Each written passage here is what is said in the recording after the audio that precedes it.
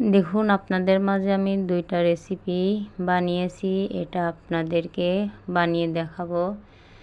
এই ইলিশ মাছ ভাজি আর বেগুন ভাজি আর মরিচ পেঁয়াজ ভাজি থাকলে আপনাদের গরম ভাতের সাথে আর কিছুই দরকার হবে না। হ্যালো বন্ধুরা, আসসালামু আলাইকুম, welcome back to my channel Sharmin kitchen থেকে আপনাদের সবাইকে স্বাগত। বিসমিল্লাহির রহমানির রহিম।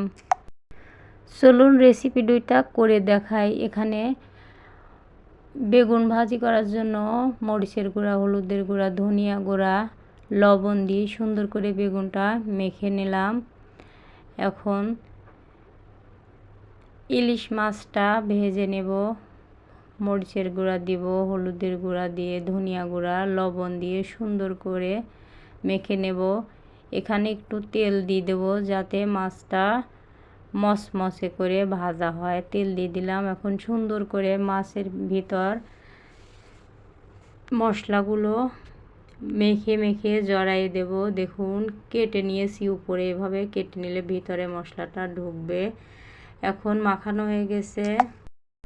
এখানে আগের থেকে চুলায় একটা কড়াই বসিয়ে দিয়েছিলাম, কড়াইয়ে তেল দিয়ে দিয়েছিলাম, তেলটা গরম হয়ে গেছে।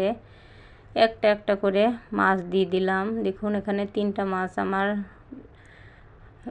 দিয়ে দিয়েছি, যেহেতু ছোটো কড়াই 4টা মাছ হয় নাই, উল্টে পাল্টে করে ভাজে নিয়েছি। দেখুন কেমন হয়েছে, খুবই মজার মাছ ভাজা। কিন্তু আমরা অনেকেই কিন্তু ইলিশ মাছটা ভাজা পছন্দ করে থাকি। এখন এখানে বেগুনটা ভেজে নেব। দেখুন বেগুনগুলো দিয়ে দিলাম। তবে যদি আমার রেসিপি দুইটা ভালো লেগে থাকে অবশ্যই লাইক কমেন্ট শেয়ার করে পাশে থাকবেন। আর যারা নতুন এখনও সাবস্ক্রাইব করেন না অবশ্যই আমার চ্যানেলটাকে সাবস্ক্রাইব করে পাশে থাকবেন। এভাবে করে বেগুনটাও ভাজা হয়ে গেছে। এখন শুধুমাত্র বেগুন আর ইলিশ মাছ ভাজলে হবে না, এর সাথে পেঁয়াজ মরিচ যদি ভাজেন এটা খেতে খুবই মজার হবে। যেহেতু শুধুমাত্র দুইটা জিনিস দিয়ে খাবো, এই জন্য পেঁয়াজ ভাজলে পরে এই পেঁয়াজ দিয়ে মেখে মেখে মাছ দিয়ে বেগুনের চপটা দিয়ে খেতে পারবেন। এখানে পেঁয়াজ মরিচ কুচি করে কেটে দিয়েছি, হলুদ গুঁড়া লবণ দিয়ে সুন্দর করে ভেজে নিচ্ছি। দেখুন বাদামি কালার করে পেঁয়াজ বেরেস্তার মতো ভেজে নেবেন। আমার ভাজা হয়ে গেছে, উঠিয়ে নিয়েছি। দেখুন কত সুন্দর কালার আইছে।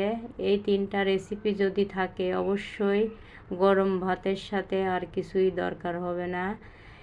এইভাবে করে অন্য তরকারি দিই না, শুধুমাত্র রাতে খাবো, এই জন্য এই 2টা রেসিপি করেছিলাম, এর সাথে পিস ভাজি করেছিলাম। আজকের মতো ভিডিওটি এই পর্যন্ত। অন্য একটা ভিডিও নিয়ে হাজির হব।